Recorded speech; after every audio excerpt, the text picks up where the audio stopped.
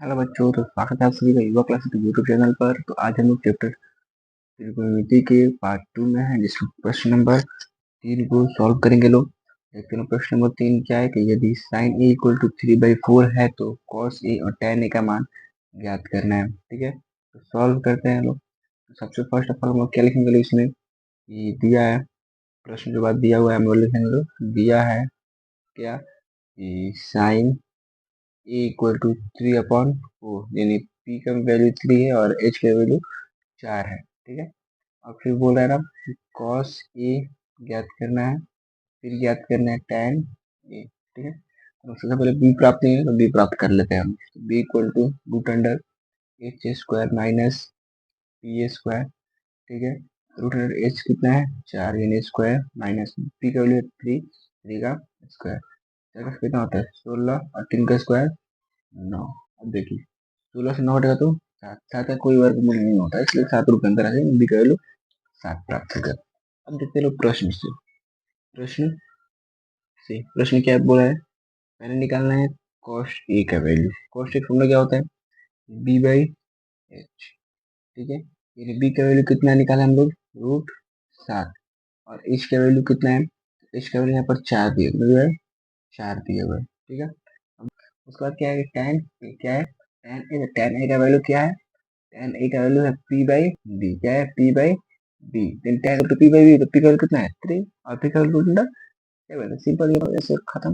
अब हम देखते हैं प्रश्न नंबर 4 को। कुछ देखते हैं प्रश्न नंबर 4 को। प्रश्न नंबर 4 क्या है कि यदि tan ए सॉरी तो देखते हैं प्रश्न नंबर 4 को। प्रश्न नंबर 4 क्या है कि यदि 15 cot a इक्वल टू 8 हो तो sin a और sec a का मान ज्ञात करना है। ठीक है, देखिए इस क्वेश्चन को काफी सिंपल तरीके से सॉल्व करने का प्रयास करेंगे। ठीक है, देखिए क्वेश्चन है क्या, सॉल्व करते हैं लोग इस प्रश्न को। दिया है 15 cot a इक्वल टू 8, तो sin a बराबर निकालना है और sec a बराबर ज्ञात करना है। ठीक है, सिंपल जो क्वेश्चन है वो यही क्वेश्चन है, तो सॉल्व कर देंगे क्वेश्चन से। इसको हम लोग चेंज करेंगे, बोलेंगे cot a इक्वल टू 8/15। ये जो 15 ना वो क्या है cot का साथ गुणा में है ना, बराबर किधर आएगा तो भाग में चला जाएगा। ठीक है, यहाँ से क्या निकलेगा b और p निकल गया। वैसे सिंपली हम लोग इस निकालने से तो बताएगा ना, b है 8, p है 15, क्या निकालना होगा h हम लोग को ज्ञात करना होगा। ठीक है, तो देखो जब h ज्ञात करेंगे ना तो उसके लिए फॉर्मूला क्या होता है, h ज्ञात करने का फॉर्मूला क्या होता है h equal to root under P A square plus B A square. ठीक है, अब देखिए रूट अंडर पी का वैल्यू कितना है 15, स्क्वायर है तो स्क्वायर, प्लस बी का वैल्यू है 8, तो 8 का स्क्वायर। ठीक है, इक्वल टू रूट पता कर कितना होगा 225, 8 का स्क्वायर 64। अगर इन दोनों को हम लोग ऐड करते हैं ना तो प्राप्त होगा रूट अंडर 289। ये इसको तोड़ेंगे ना तो 17 का स्क्वायर से रूट कट जाएगा ना, क्या बचेगा 17। इसके लिए कितना निकलेगा 17 निकल गया। तो अब हमको प्रश्न से क्या निकालना है, प्रश्न से निकालना है sine A equal to P by H. P का वैल्यू कितना है 15, एच का वैल्यू 17 भी प्राप्त किए लोग। ठीक है, पहला आंसर। दूसरा आंसर है सेक ए इक्वल टू फॉर्मूला क्या होता है एच बाई बी। एच का वैल्यू कितना है 17 और बी का वैल्यू कितना है 8। सेकेंड आंसर हमारा ये वाला हो गया। ठीक है, तो अब हम लोग देखते हैं लोग प्रश्न नंबर 5 को।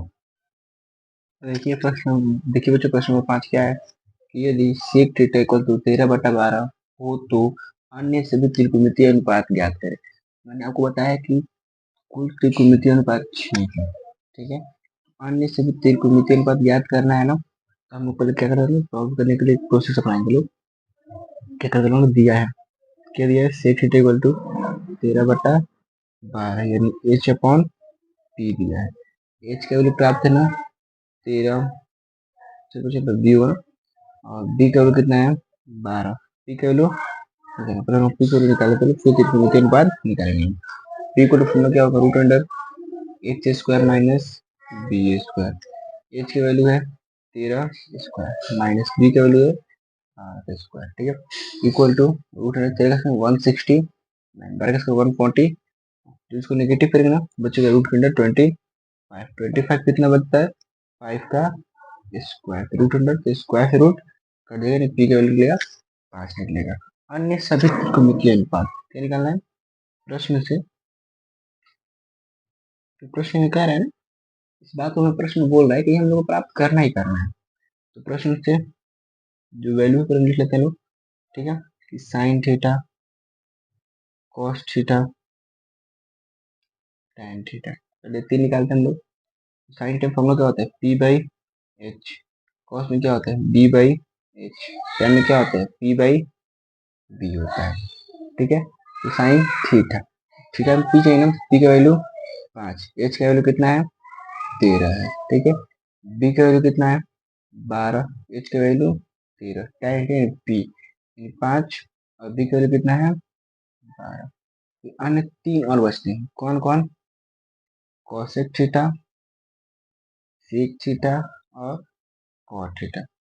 कोसेक का फॉर्मूला क्या होता है, सिंपली मुझे अंदर कोसेक का फॉर्मूला होता है h बाई सी, सेक का होता है h बाई बी और कॉट का होता है b बाई सी, ठीक है, देखो h का वैल्यू कितना है 13, p का 5 आंसर।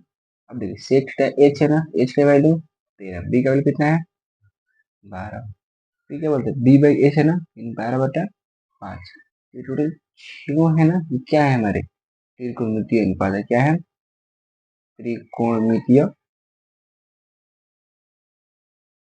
त्रिकोणमितीय अनुपात है, हमको यही ज्ञात करना था, ठीक है।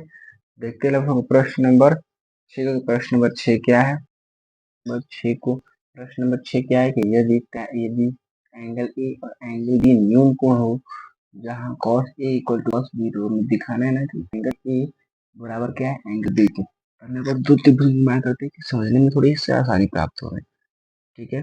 मैं दो त्रिभुज बनाता हूँ, इसमें देखिए ए सी और बी, अब कंफ्यूजन बी यहाँ पे प्रश्न में बोला जाए कि ए बी न्यून कोण नहीं यहाँ फिक्स होंगे, ठीक है। एक और त्रिभुज मैं आप लोग के लिए बना लेता हूँ,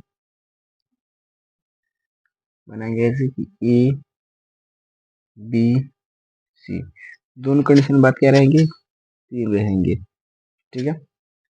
अब देखिए कुछ बोला है यदि ए एंगल ए और एंगल न्यून को हो तो जो cos A equal to cos B लेना है, तो cos A equal to cos B प्रश्न से दिया हुआ है, तो cos A के लिए फॉर्मूला क्या होगा B by H, cos B के लिए भी सेम फॉर्मूला होगा B by H, cos A यानी इसके हिसाब से, किसके हिसाब से इसके हिसाब से आधार कौन होगा ए सी, कौन होगा ए सी, कौन कौन होगा ए बी फिक्स है,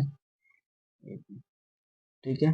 बी के हिसाब से किस हिसाब से बी के हिसाब से लंब कौन होगा लंब ए सी, इनके पास कर्ण ना, तो कर्ण क्या होगा बी सी होगा, कर्ण क्या होगा बी सी होगा, बी सी इस फिगर में था लेकिन इस फिगर से नहीं हम लोग देखेंगे तो इसी फिगर से, ठीक है, दोनों में से एक फिगर क्लिक करना चलना है, ठीक है। तो मान लीजिए अब बी के हिसाब से किस हिसाब से बी के हिसाब से लंब ये वाला होगा, आधार ये वाला हिस्सा होगा, ठीक है, आधार ये वाला हिस्सा होगा ना। अब देखते हैं हम लोग कि बी सी ये वाला भाग B C upon A B, जैसे क्या हुआ ए बी सिंपली कट गया ना, तो क्या प्राप्त हुआ हमें A C equal to B C, तो लिखेंगे चूंकि A C equal to B C, A C equal to B C, तो यहाँ कह सकते हैं कि अतः ए सी और बी सी यानी ये और ये दोनों आपस में बराबर है, यानी जो न्यू को होगा ना वो भी क्या होंगे बराबर होंगे, यानी angle A equal to angle B to date. मिलते हैं हम लोग नेक्स्ट वीडियो में, जो बाकी बचे चार प्रश्नों को हल करेंगे, तो मन लगा के पढ़िए।